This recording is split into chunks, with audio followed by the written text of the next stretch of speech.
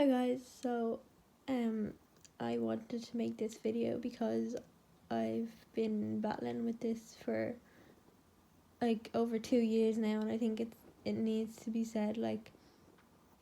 Um I don't know if you know that I have like depression and anxiety, and like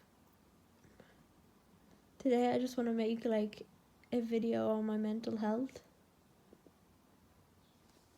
and tell you what it's like. So I didn't want to show my face in this because I haven't managed to actually work up to actually getting out of my own bed yet, because this is how depression makes you feel. And it's nobody's fault, it's just my thoughts in my head. Like, they don't give me any motivation to do anything. And on days when I am doing good, I just feel like, like I'm doing good, I'm on the right road and stuff like that. But on days when I'm doing crap, I'll tell you the truth, I just want to end it, and I know that's being selfish and not thinking of anyone else around me. But that's how I currently feel. I want to be on the road to recovery. I don't want to be feeling like this anymore.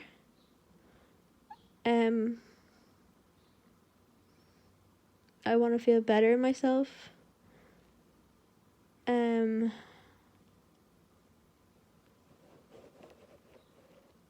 currently do counselling and stuff like that, and I'm currently on meds for the depression, but nothing is helping. And it makes me really upset, because I have a son that has to rely on me, and I can't meet everything that he needs. Don't get me wrong, I'm delighted when I see him and have him and everything like that, and I'm never depressed around him or anything like that. It's just when I don't see him, all these thoughts come into my head that I'm never gonna get him back, and I just let that get in on me, and I don't know how to fight it. Sometimes I just tell my counsellor I'm okay, because if I didn't tell my counsellor that I wasn't okay, they'd think she needs to be in like mental health institution or whatever, and I don't, because it doesn't happen all the time. It only happens sometimes. I've been battling with this over 2 years. I've had 2 overdoses. And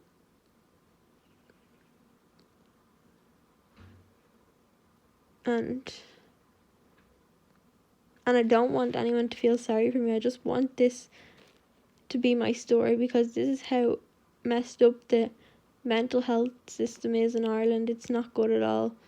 They put you on tablets for your own mind and to help your own mind. Like, I feel like they should do courses and they should help you more, like not put you on medication to make you better. Like, what's that gonna do? What if you forget to take your medication one day? It's your fault. They always blame each other.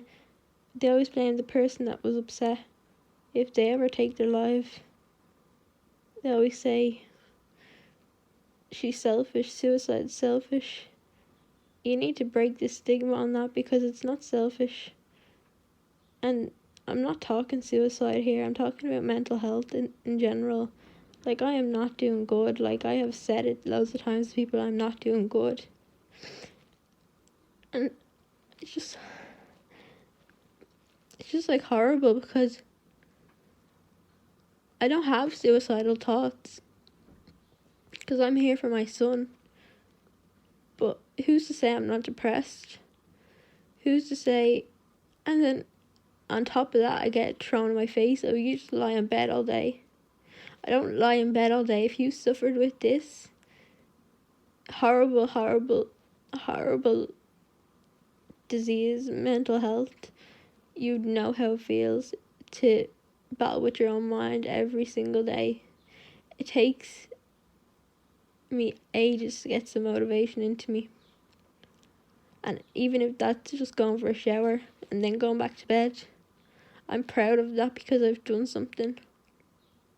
I'm a completely different person when I have my son, and I think it's absolutely ridiculous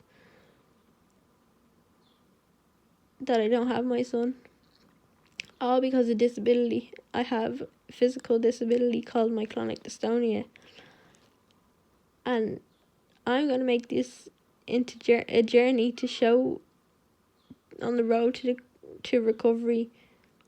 I'm not going to get better from my physical illness. It's genetic. It's all that, like, but all I can do is try battle with my mind and try get the help I need, because it's horrible, because I've been put through so much shit in my life, and I don't want pity for it, but like, everyone expects me to be okay after that. Like, no. I lost my mum when I was 4. My relationships over the years haven't been great. I've went down some wrong roads and everything with people, but I have never taken any drugs or anything like that, so I'm not a danger to my own child. It's just they want to leave him in care because I have a disability, and I just think it's stupid. And I'm sorry that, like, you have to come across this on my YouTube channel, but yes, I'm struggling, but I think I can make something beautiful out of it, because it's not going to end here. Like, I've been battling, like, so hard with it, and one of them overdoses was in 2017, and I hate the way people say, oh, it was for attention and that. Why would it be for attention when I used to cry about my mental health around you? Around people. I wouldn't just cry to myself. Like, on days when I was having a shit day, like, you can ask any of my friends, I wouldn't go out to them. I would just stay in and say, no, I'm not feeling up to it today. I used to cry over the stupidest things to people. So why would I put myself in hospital for attention? The other one was in May of this year. It wasn't a proper overdose. It wasn't as much tablets as they, like, it wasn't. It was just, yeah, I took the medication or whatever. And I just told, like, I felt unsafe because of my mental health. I felt unsafe in the house because of my mental health. I felt like something was, if I was left alone in the house, I felt like I was going to harm myself. So what happened was, I said I wanted to go to the hospital, so I was admitted to A&E, and in there I can't really remember, but like, I was sitting on a chair for ages, and I never got a bed that night. And we only had one psychologist talk to me, and I don't even remember him. Next day I got drip, and then I was sent home at like 7 in the morning or earlier. And the emergency plan was that they were going to contact the mental health unit and get me help, which they have. But the appointments aren't weekly, they're monthly. And what am I supposed to do when I'm feeling crap? Just stay here?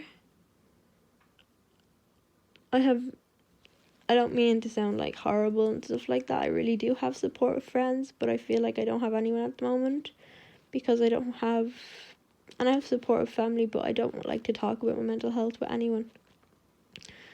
I did like to talk about it with one of my partners that I did have, but I'm no longer with him, so there's nothing I can do about that.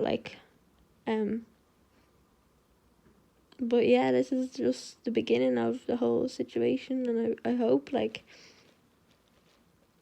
do end up getting better. But I'm just gonna call this mental health road to recovery, because that's what it is. It's not stopping here. It's just, I feel like I'm gonna be able to let it pass. So that's kind of what is going on right now. If I ever put up on social media that I feel unwell, I need someone to talk to, 3 policemen come down to my door and they make sure my son's not in the house because they feel like I would be harming my son if I was harming myself. How stupid is that? And they don't care for my well-being. They said, oh, we'll come out when you have your son. They haven't came out since. It's absolutely ridiculous. This system is so messed up. It needs to be changed. Something needs to be done. I'm sorry, but something really needs to be done now because it's getting too much on people. Look how much it's affected me. I can't even show my face on camera today because I haven't even got the strength to get up out of bed. Obviously now I will be getting up out of bed to show the progress I made and stuff like that, but on top of that, I'm not well. I have a bug and everything's just getting on top of me. So I'll be back next week with a video and hopefully I'm better by then. And yeah, that's really it.